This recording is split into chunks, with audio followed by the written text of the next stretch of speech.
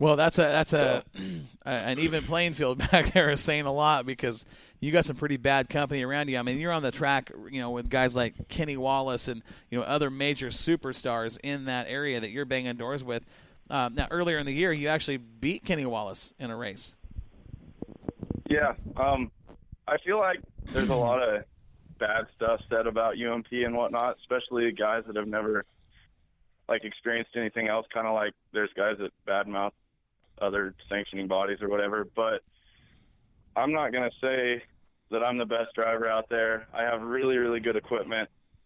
I'm fortunate to have that, but I feel like all these guys are beatable. It doesn't matter who you are once you get in the car. If you're strapped in and have your mind where it needs to be, you can do some things. So I think a lot of it is just the mentality of going out there and trusting your equipment and trusting yourself. Now, that mentality from where you were at Willamette Speedway and here in the Northwest to where you're at now, how much different is it, and how hard is it to learn or adapt to that mentality in the cockpit of the race car? It feels like, I went through some rough times at home. I was the guy that, I'll admit it, I would throw the car into the corner and hope it stuck and door guy if I had to, and I wasn't making very wise decisions. I don't know if it was just my age or some certain situations that made me like that, but once I moved out here, it kind of made me realize that I'm a small fish in a big pond, and I have to, one, take care of my equipment because it's just me and one other guy working on it, and two, I need to step up because nobody's going to look at a guy that runs 10th every night at every track he goes to. You need to keep a straight car and get to the front. So with that said, do you have, I'm sure, when you go back east, you go Mississippi that way, you have a lot more competition, not saying that the West Coast doesn't or California or anything like that, but you have a lot of more scouts. Yeah, you have a lot of more scouts, quote, deal. You got a lot of NASCAR, owners and stuff that are back there. You talk about Kenny Wallace, Ken Schrader, a lot of these guys and stuff that run the UMP. You got some bigger names with a little bit more money back in them. So have you seen some of these scouts? Is this something that you're focusing on, or are you basically saying, you know what, I'm going to do this on my own. I'm going to sit there and try to make it, as forward as possible. Do you have a goal? Do you have like a 5-year goal from today? My goal ultimately is to, obviously with the business degree that I'm going after, I want to build my own cars and start a company that way. That's my ultimate goal. But when I roll into a track, I don't try to focus on, oh, this guy has a lot of money, or this guy is so-and-so, or this toter's 20 feet longer than my trailer is, and all this stuff. I feel like if I show up, do my job, put myself in good positions, good things will eventually happen. And with that being said, we're going to big races such as UMP Nationals at Eldora. We're going down to Charlotte to race down there, and then going to do the indoor race in St. Louis. The Gateway. That's awesome right there. So, you mentioned what you just said. The biggest thing was, you mentioned the haulers and the money behind some of these guys. You can go buy a big fancy hauler. You can go buy a big open engine. You can buy a brand new chassis and all the tires in the world, but you cannot buy talent. That's right. And Brody, right now, I remember sitting there and running, cage karts and go-karts and then watching you and stuff at Willamette Speedway and going, you know what? If this kid, I want to say kid, but you're really not. The raw talent and stuff that you have and the accomplishments and stuff that you have, coming from our small, basically cornfield, racetrack here in the Northwest to where you're at now, and to be able to run the competition in the UMP and to beat some of the names like Kenny Wallace and all that type of stuff, and have your first UMP victory last week, dude, that's something to put on the shelf as an accomplishment. That's just an awesome deal. For you to go that far back there, Brody, and race with, seriously, some of the best competition in the nation. Well, so many people sit there and say, you know what, I'm going to do this, and I'm going to do that, and I'm going to do this. He's doing it. Brody has done that. He sat there and made that goal and said, you know what, I'm going to do this, and I'm going to do it on my own, and I'm going to go as far as I can go. I want to, Brody, let's go back a couple years, bud. Let's go back a couple years when I was actually out at Lynn Benton Community College talking with one of the riding instructors out there. Scott Preway. And I come out of the classroom, and Scott and I were having a conversation about writing and what he was reading, what I was doing, and I walk out and I see Brody standing there by himself, and we had this conversation one-on-one, nobody around, pouring down rain outside, and we're talking. And I remember telling Brody, I said, Brody, don't waste your talent in the Northwest. I said, you've got a great talent. You're young. You've got that it factor. I believe this, and watching this kid race, mentally, physically, he learns the cars, he works on the cars, and I remember telling Brody, don't waste your time out here. Get back east, find a way to get back there, and race, and it's going to make you better than you are. And like you said, raw talent. That's exactly what it is. And I remember Brody looking at me with a smile on his face, saying, thanks. That means a lot to hear something like that. And for him to go back there to University of Northern Ohio, and I heard that, I was like, good for him. I thought that was such a cool deal. Do you remember that conversation, Brody? Yeah, I definitely do. And it definitely changed things for me because I was just going to school for welding, didn't know what I wanted to do with life. Well, I did, but I didn't know how to make it happen. And kind of lit a fire under me. And I went straight home after that, and I was like, all right, Mom and Dad. Hold. Let's look into this. And I don't want to, discredit anything in the Northwest. I mean, it made me who I am, and it definitely made me appreciate, once I came out here, all the opportunities that I'm given. And honestly, growing up on those tracks, they were, guys here, when they're tightening the car up, I'm still loosening the car up because they don't really know what slick means here, I guess. Yeah, that's exactly it, too. That's right. But, I just remember that, and I remember, Brody and I talking later, and he was just saying, hey, man, thanks for just saying that. It was pretty cool, and I just thought, that kid's gonna make it. So you're telling me, Brody, hold on, because the head is, he's taking his No, not by any earphones and mic off right now because No. his head's swelling. So you're telling me that Corey Penfold, the announcer at Willamette Speedway, gave you a pep talk, and this is why you're the badass you are now? That is not why. No, I'm not asking you. I'm asking Brody, the badass. The pep talk, yes. The badass part, that's just all Brody being a race car driver. Brody, dude, you're such a raw talent, man, and that's awesome that you can take something that a lot of people just talk about. I've sat there and I've talked about, thing. going back east and all that type of stuff and blah, blah, blah. We've all talked about it. We've all done it at one point. It didn't last long. Here's the thing with Brody. He's doing it on his own. How old are you, Brody?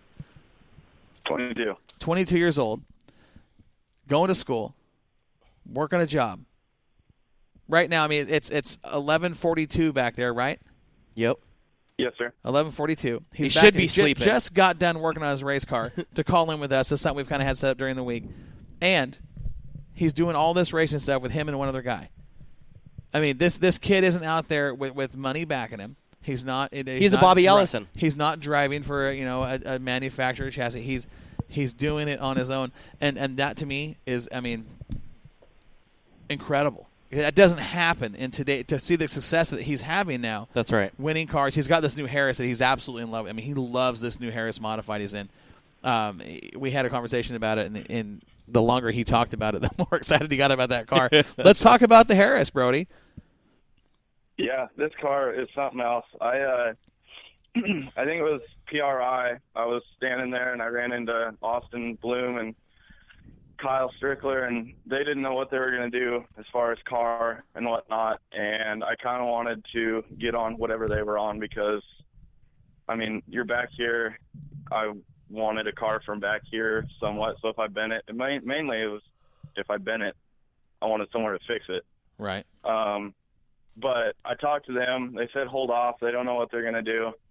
So I held off, and then I don't remember exactly when I got the car, but it was before race season started, I believe. And, I got in this car, set it up, just standard setup from the book, and went out the first night at Lima Land and had no laps on it and ended up winning the B main and driving from 22nd to 10th the first night.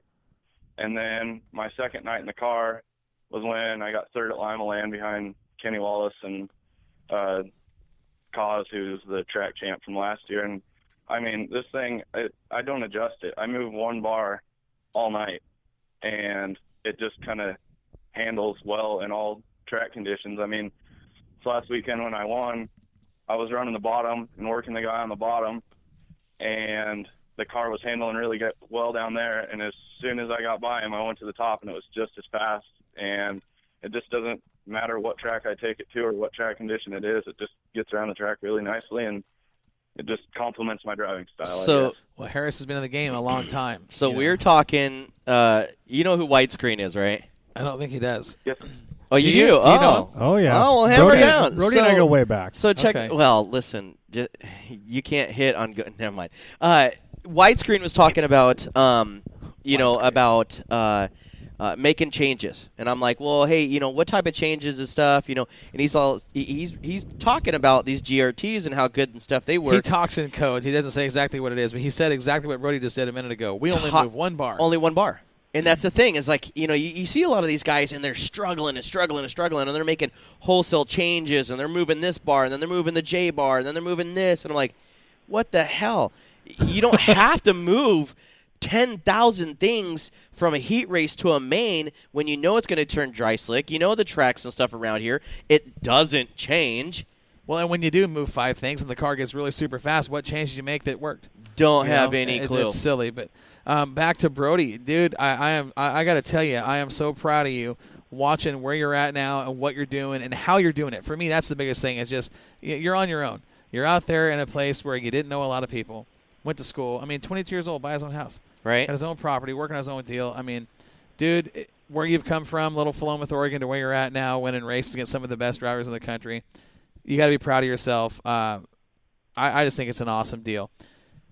You've got some sponsors helping you out a little bit. I mean, not a whole bunch, but if you want to throw them on the air, let's talk about those guys and let's kind of talk about your program. Yeah, I have some really good supporters. Paul Colt with Superior Fuel Cells has been one of my biggest supporters because he was in on the first car that I bought, and then he went and started doing the fuel cells and everything, and he's kind of just helped me along the way as best he could. And if he couldn't help me, he'd give me advice or whatever on the next step to do. And so I owe him a huge thanks. And obviously Harris, because it doesn't matter what time I need help, I can get a hold of somebody and get some tech support and everything, and that's a really big deal. And then Pyrotech and Next Gen, they keep me safe. That's another big deal, especially with all the things that have been happening to drivers lately. It's good to focus on that. Absolutely. Right, absolutely, yeah, man. Yeah, and then Jarovitz Motorsports Shock Service, they do one heck of a job. They are guys up in Wisconsin. You call them up, say, I'm having this issue. They get you a shock. They don't hide numbers from you. They tell you what they're doing. You throw it on the car. Go be fast. And then the big one here, Head Racing Engines out of Indiana. They're Yeah. not a huge, big known engine builder. It's one guy in a machine shop next to an automotive shop. And I was having an issue with my motor. I ended up blowing it up leading at Montpelier earlier in the year. And he took salvage parts that came off my blown up engine, and my little brother gave me the short block from his IMCA motor, and we put the UMP heads on the IMCA short block, and he built me an engine that I can pull up next to a Mullins motor, and if I put it down and the car sticks, I can drive right by him. So I owe him a huge Yeah. thanks. Do you hear the confidence in this young That's man's voice? bad. Do you hear this confidence? I love it. I'm telling you right now, 22 years old, age realistically does not matter. Talent. Talent Matters. is what matters. And Brody, everybody here, Moxie Media, everybody here at Willamette Speedway, of course, us in the studio are so proud of you and your accomplishments. You can be a guest any single time. Absolutely. On Northwest Dirt News. You know that, right? Yeah, I definitely appreciate all the support that you guys and everybody at home give me. I mean, I take huge pride coming from where I come from. I have a sticker on my car that has the outline of Oregon and then says PNW on it. And There you go. My mom always beat it into my head to never forget where you came from. So That's I right. appreciate all the nice words and everything, and the support that everybody from home's giving me. Well, So, next time you're in Victory Lane and stuff, what's one of the biggest sponsors that you're going to represent? He's got a media company working with him, and that's okay. That's okay. It's good to have the hometown kid on the line. But Listen, he can do a hiccup, go, Moxie Media. no, he can't. If he's got a media company backing him,